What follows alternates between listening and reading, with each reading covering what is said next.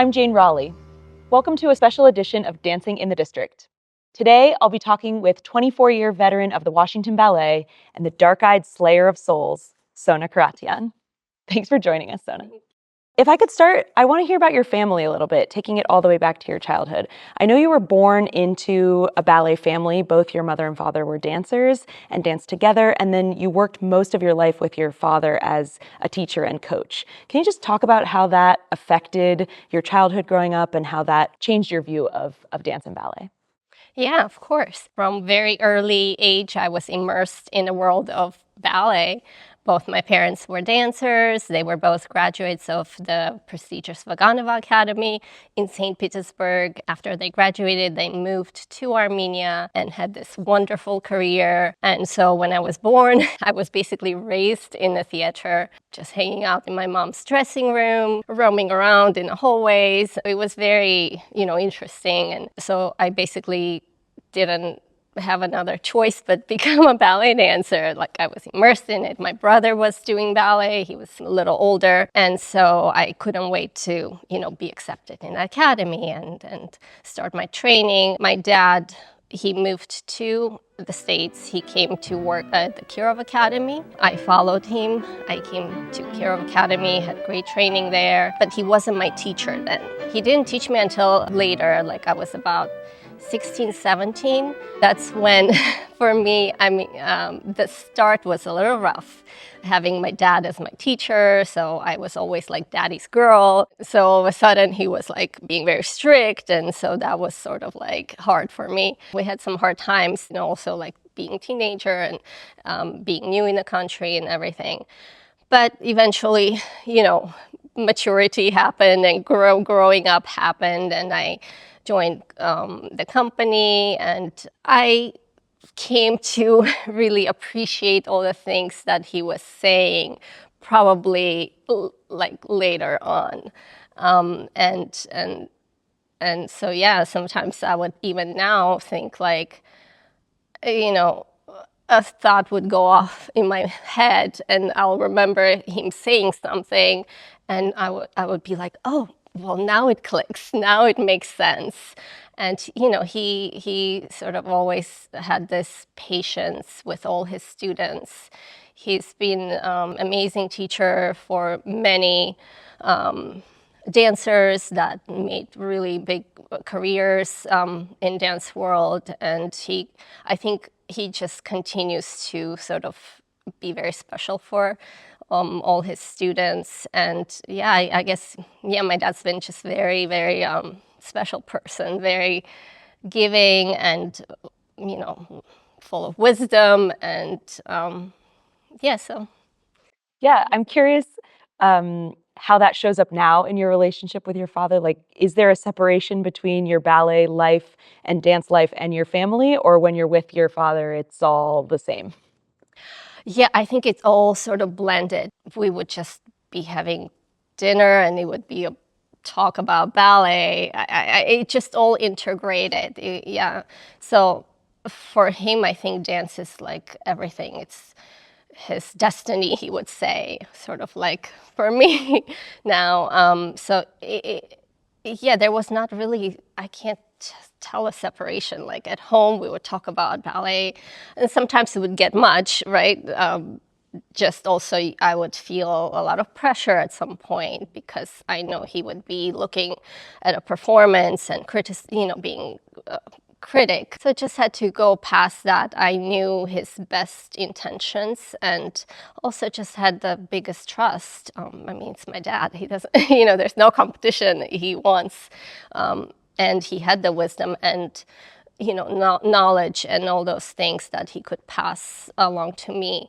I think at some points, like in any relationship with your parent or your friends or anything, the personalities might clash or whatever. But I think I just had like I said, admiration for my dad, but also still my character that was, maybe sometimes questioning things and questioning his, ideas and stuff like that, things like that. The American daughter. Yeah, that's interesting. Well, yeah, Americanized or what, so. I'm curious, as a dancer, there's sort of the day-to-day work of going to class and rehearsing every single day. There's the part of the creative process where you're in the studio working with a choreographer and getting corrections and coaching. And then there's the performance. Is there one of those parts of being a dancer that you most connect with or that you find most fulfilling? And why do you think that is? Good question. I think all of these parts were at some point important, like classwork early on in my career, being a younger dancer, that discipline, getting your body still molded and ready. But as a sort of being young, you also want to just like jump to stage, and performance was the exciting part. I think later on in my career, I started to really appreciate the process in getting ready for that performance, what goes on in the studio. And of course, having worked with so many just really amazing like choreographers and coaches and repetitors that were setting, works that, the things that I would get from that time was just so valuable. And and also just working with, one-on-one with your partner, just getting that relationship ready for the stage. Later on in my career, I really appreciate that time. And of course, when you get to the performances, it's a whole different feel. It's, sometimes one and done or not. I think all these parts are very important for a performer. Yeah. It makes me want to go back a little bit just to understand from your time at the Kirov Academy to joining Washington Ballet. Were you auditioning all over the country, or were you sort of locked in on Washington, D.C., Washington Ballet, and what was that process of joining the company like? Once my dad left Kirov Academy, he came to teach at the Washington Ballet. And I was about 17, and so I still was in school, and so I was doing ballet at the Washington Ballet, going to a regular high school, which was, oh my goodness. And so at that time, Mary Day was still the artistic director of the Washington Ballet, and she saw me in class. Obviously, she's the director. She would come in and watch classes, and she basically offered me apprenticeship. I wasn't even, I hadn't graduated high school yet, and so I had like one more year. Of course, I was like beyond the moon, so happy, and I said yes.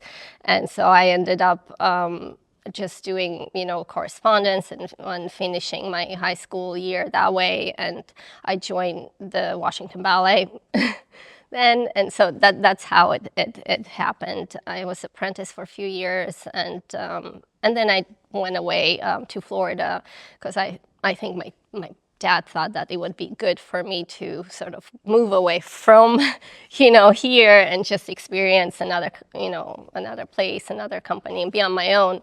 And I did. And a few years away, I came back to Washington Ballet, and I had to re-audition because at that time, Septime had taken over. Yes, so I had to audition. Very challenging. It worked out. It worked out. It's actually really interesting. When I was just doing all this research, side tangent, about Chusan Go and Mary Day's years of the early years of the Washington Ballet, it seems like that was such a key part of her vision, was to see raw young talent. The company was so young in its early years, but that's interesting and amazing to know that you're part of that historic lineage of Mary Day. Yes, I know. Truly, it is, and I, feel special that Mary Day was the one like hired me or started off my career. So Yeah, very special. Amazing. Thinking about your performances a bit, we can see a couple photos that you brought with you of some really elaborate costumes, some more human characters. I know you've worn a lot of unitards, a lot of big gowns, portrayed so many different characters in so many different, more abstract ballets as well. Is there one ballet, one character, one role that you think really defined, this is Sona, I feel like myself when I do this ballet?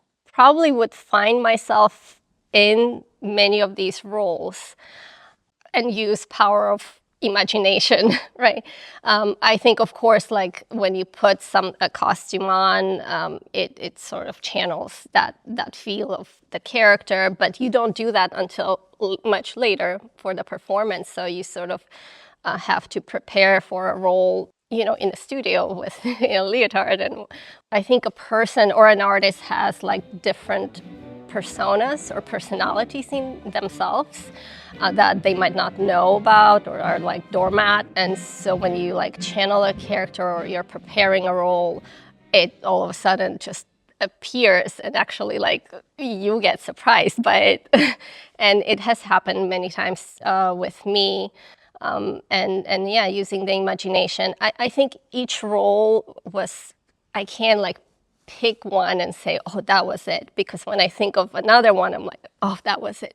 I tended to really dive into like doing research about my roles. Like I was gonna dance Carmen, and I would like watch all the Carmen movies, watch the opera, and listen to the music. And so I liked to be prepared in that way. And I guess another like role like Romeo and Juliet. Juliet, I always say, was so special to dance that role, because also having longer time on stage, like a progression from being a young girl to what happens, and having the time to develop that was just really, really special. And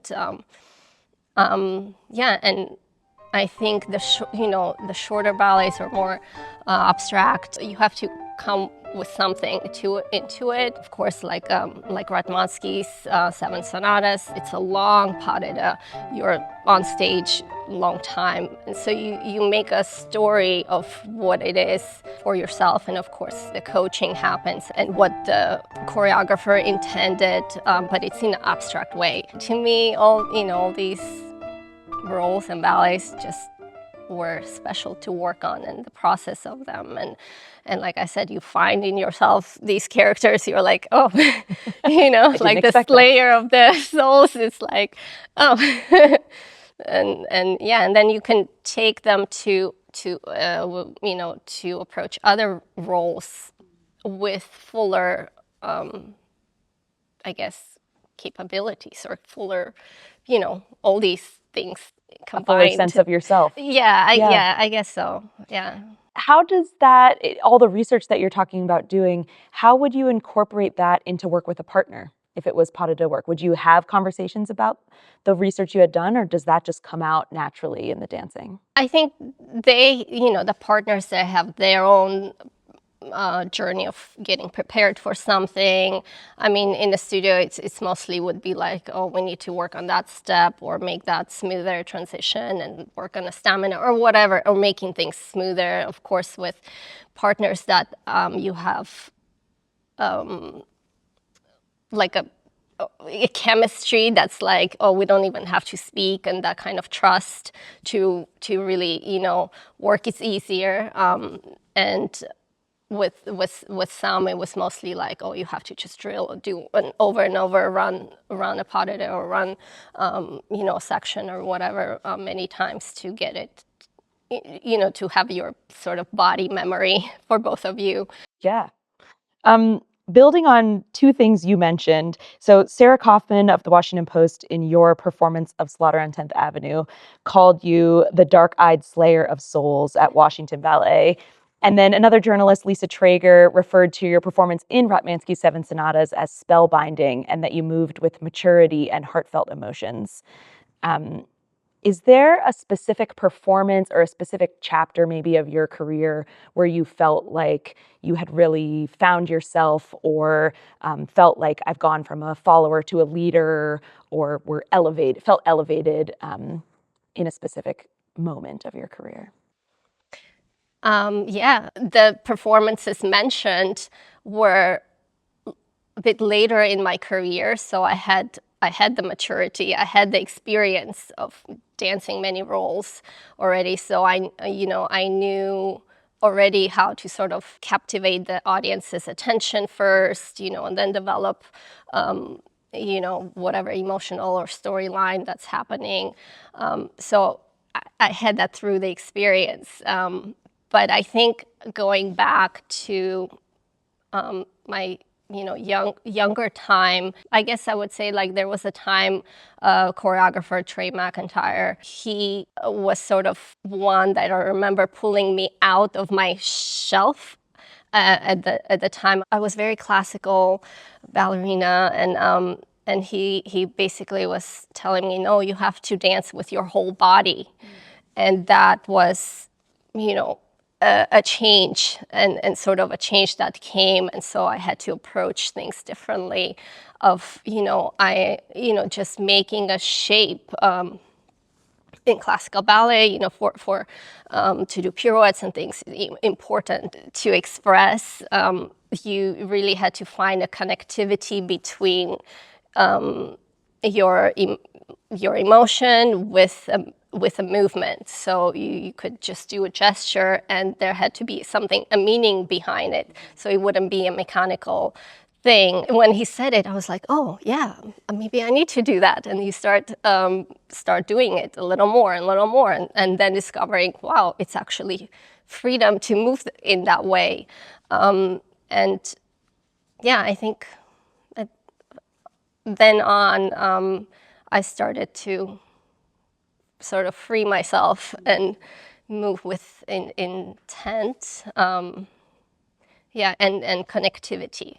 I guess connectivity is good, how you transition from one step to another was also important, and not just, having the nicest arabesque or things like that. So I don't know, is that answering? Awesome. No, it's a perfect transition to my next question, really? Which is, you're talking about Trey. I think in my experience as a curator and as an administrator, I imagine that the most rich experience of being a dancer is that time in the studio, working on a new work with a choreographer, or hearing those stories of resetting an old ballet from a choreographer or someone else in the studio. You mentioned Trey McIntyre. Are there other choreographers who you've felt really connected to over the years, or who you built relationships with over the years that stick in your memory? Trey was one of them, and I worked so much with Sep Team as well, and he created so many roles on me that were just fun, and also I think giving me freedom to just to play with things as well. So it wasn't like, no, you have to do these steps. So that was a lot of fun for me. Working with Ratmansky was like another sort of level of pushing me, even though it wasn't on anything new that he was creating, but it was on a ballet that was already set. But just opportunity to work with him was very, very special. Nacho Eduardo I work with. I think seeing those two just move themselves. Also, being a visual person, it was like, oh wow, you can really go there, and you can really do that bigger, or fluidity of movement. And I think the really good choreographers, or they have an eye of what they want, but they also see you, and they find a way to bring those things out of a dancer in a way that's not constricted or negative or critical or those things. Good memories. Like when you then became a rehearsal director, right, how did you think differently about interacting with the choreographer? Yeah, that's really interesting. I being on the other side. In front of the room, it's a different story. Yeah, so you see things, you see the dancers differently. And so after quite, quick adjustment, I sort of find ease in speaking, and also just quickly seeing what they are looking for. And so that way helping the dancers to get there, like as almost well. Translating between Yes, from I think choreographer so. to And dancer. also, the dancers knew me, trusted me in a different way. That exactly. So Any dance career has really high highs and really challenging lows and everything in between, and every day you have to come back in and go to the bar and start again. How did you manage that? How do you handle the more than 2 decades of a career that you had and have had, are continuing to have? yeah, you remember the good, right? The good performance or excitement about it. So you sort of, tend to like grind through, right? And I think as a dancer also, you sort of develop a thicker skin at some point. You kind of have to, because there will be some rejections, and or you want to do a role but it doesn't happen. Dancers are so good at that. Even though it's hard, because you grow up like looking at yourself in the mirror every day, and somebody's telling you all these things, and so you have to be able to keep going and use your mind a lot, I guess, like develop self-confidence, and like, let's say, I would, it didn't matter if I did a principal role yesterday. Next day, and the way the company's set up, like there would be an audition for the new choreographer coming in, and he's auditioning, and you just plunge yourself fully in it. Like, you don't expect that you're going to be picked. I mean, sometimes maybe that had happened, that the casting goes, or about it, but most of the time, I didn't know I would get to do that role or be in a certain ballet. So I would audition 100%. That's probably why you've been so successful. Yeah, and a lot of choreographers really, I guess would love to pick me to work with. So in that way, building off that, I'd love to hear you name drop a bit. Like, share any mentors or inspirations or teachers or partners or anyone that you feel helped shape the career that you built. Yeah, of course, my father, first and foremost. Huge gratitude and to him for helping me so much through just also psychological moments, of things. And I do have to mention Mimi Paul. I'm so honored to call her a friend now, but she was my mentor for many years. She's known me since I was little, and so we're very close still. And, after certain performances, she would just, I would be so nervous. She would, say, "Oh, do just little few things," wasn't like a lot, but yeah, that really has meant a lot for me, to have her. And of course, you can't do it all yourself. Like, I think dancers are also in the mercy of their directors or whoever's coming in. There's a lot of things involved, and so the situations and the opportunities that were created, or will definitely thank the directors I've had, Septime and Julie, of course. And yeah, I think can't do it alone, but also it's the opportunity's there, and you have to sort of go for it. Yeah. And tell us what's next for you. I know you're doing some teaching. What do you see on the horizon for yourself? What are you hoping to do in the next chapter of your career? First of all, I'm just so grateful to have had the career I've had, and I feel very fulfilled with knowing I did what I wanted to do. And that's very, I don't know, maybe rare not rare, but not everybody could say that probably. So I'm very grateful and lucky. And now I'm happy to be free to sort of work and collaborate with different dance organizations around here.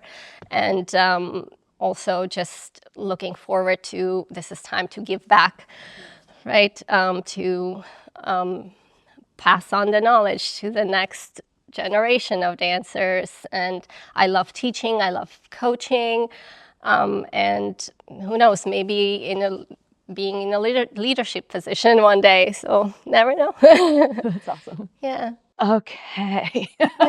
Now I know. What was the one? No. Okay, Sona. Let's do a lightning round of Ritual. Yes, dancer rituals. We know that is true. These could be a no if you never participated in them. Do you have any pre-show rituals that you would do consistently? Not really, but not like a ritual, sit, meditate, or not talk. Or I would not talk a lot, because I felt like talking a lot. Some people get very chatty in the dressing room because of nerves. I would get annoyed with that. So but not that I would be just, concentrating. I would sort of need like space and then respond and talk. So coming from a place in the world that had a lot of superstitions, I would get a little bit like, if I was laying down, like or doing a split or whatever, warming up, and somebody walked over my foot or my leg, that was like a really, really bad. So I would make them stop and walk back.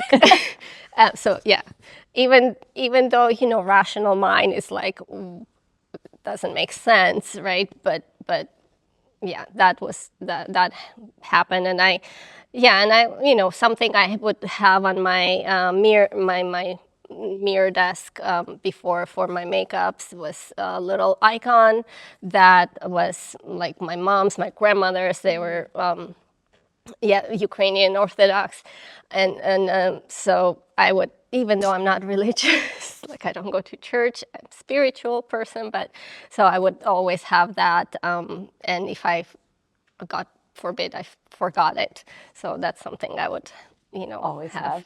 Yeah, but otherwise, like food or any, like, dancers tend to not to eat a lot before shows or anything anyway, because it's like, nerves could be, And did you have like a favorite treat you would give yourself at the end of a performance, or like food or otherwise that you would, at the end of a Nutcracker run, how would you celebrate?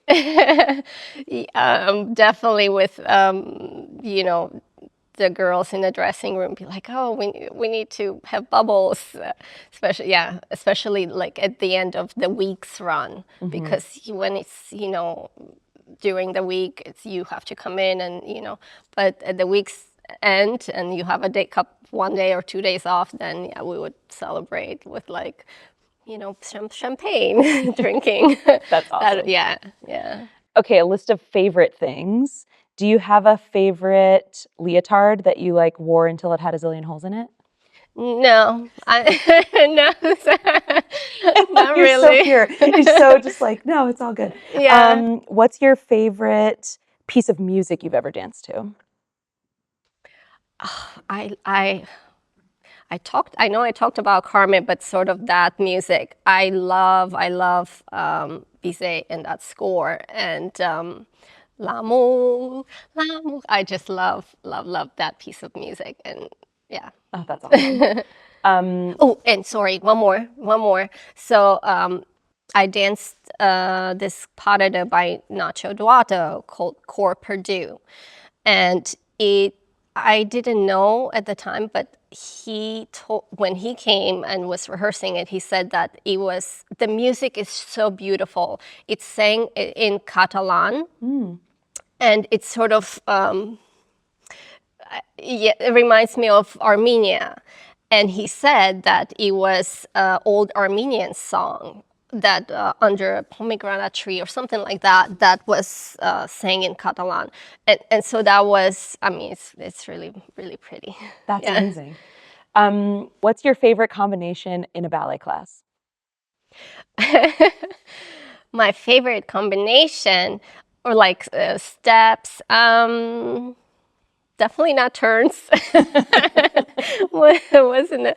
I mean, I had to do them, right? But they're not my favorite because not the best at it. Hi, please. Starting off, very good. Off.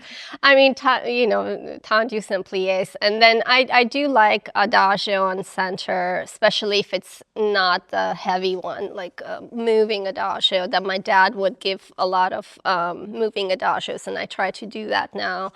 I feel like dancers nowadays don't, unless you're doing a swan lake or, Sleeping Beauty that have to hold the leg for 8 counts.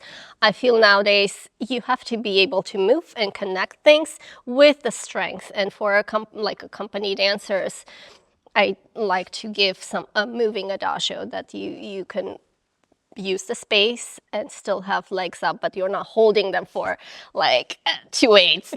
Yeah, we thank you. Anyone taking class, thanks you. Yeah, that's awesome. That's what I've taken from my dad, and there's some other things that that he would talk about that now I teach. I always think of some of my old ballet teachers had like tropes, corrections they would give every single class that now I think about when I'm taking class. Are there things that your dad used to give you as corrections that you find yourself imparting to your students now? Yeah, exactly. So he would really concentrate on teach how to breathe.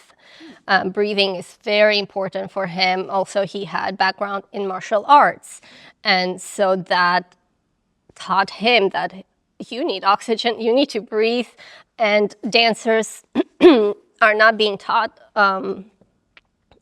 about breathing a lot. So a lot of them would tend to hold their breath and like get super tired and run out of energy quickly. And so I now teach about importance of breathing, or when to breathe, like if I'm breathing out on like a tendu out, or if you're développé in and breathe out on the way out. So I think it's helpful and also makes you not tense up. That's another thing my dad would always say a lot repeatedly, that not to have tension in your shoulders and your neck and the head. So if you feel free, you get more connected to the floor, and the floor is obviously gives you the power, and you can move quicker if you're not like holding breath yourself. And holding tension in upper body. So and I'm curious if you think back on the entire career that you've had. Is there anything you would say or that you'd want to give to yourself when you were just starting out in ballet, or when you first moved to the U.S. in your teen years? As you look ahead, what would you give back to yourself? Not be so critical of yourself, and cultivate like confidence. I guess confidence is a big thing. I think that came to me a bit later, but it did. And once I felt it, but I guess, as a young kid, just working hard is good. Working smart is better, I guess. And not be negative or super critical, which tends to happen probably a lot for, like I said, you just, everybody's telling you what to do. Oh, and also, just sometimes just trusting that you have done the work that needed to be done in the studio in order for you to trust yourself and on stage, and ultimately just have that amazing experience of mind controlling your body, which is ballet, and how magical is that? Great advice, but also something I feel I could take away. Working hard is good, working smart is better. It's better. Great advice. Oh, good. Awesome. Well, thank you, Sona, for talking with us today and sharing so much about your life and your career. And I look forward to continuing to follow what you do and staying in touch and dancing in the district with you more. Yay. Thank you. Thank you, Jane. Thank you so much.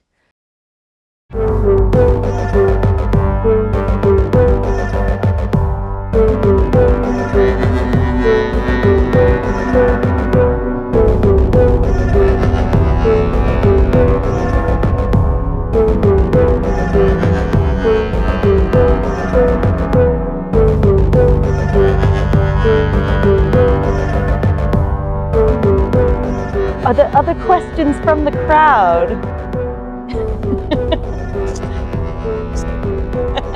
I feel like I need the champagne now. Now we need champagne. Oh, yeah.